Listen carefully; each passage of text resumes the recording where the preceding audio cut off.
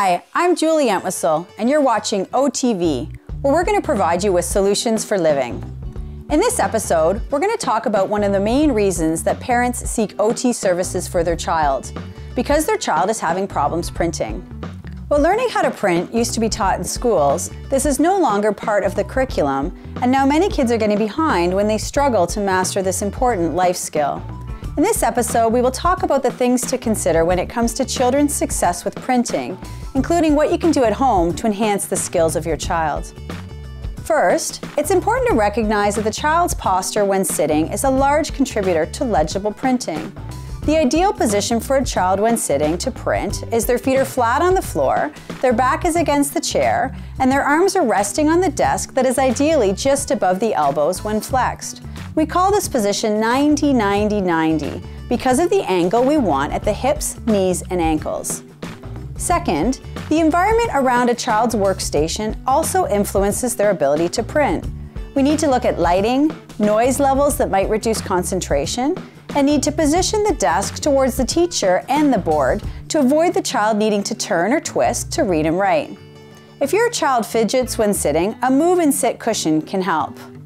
Once we have assessed and adjusted a child's posture and workstation, we can begin to address their pencil grasp, which of course will change as they develop throughout the primary grades. The dynamic tripod grasp has been considered to be the optimal pencil grasp for printing. Remember that small hands need small pencils, so make sure the pencil only extends 1 inch past the top of the child's hands, as this reminds them to pinch near the base of the pencil and decreases the amount of pencil they need to control while printing. Now, let's look at how to help a child with letter formations. The most efficient way to form letters is top-down. This means that when children are first learning to print, we should be teaching them to start from the top line and forming their letters in a downward position.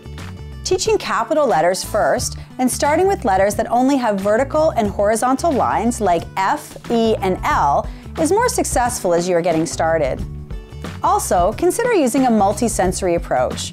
For example, trays of rice, sand, shaving cream, or cornmeal can be used to write and trace letters with the child's dominant index finger.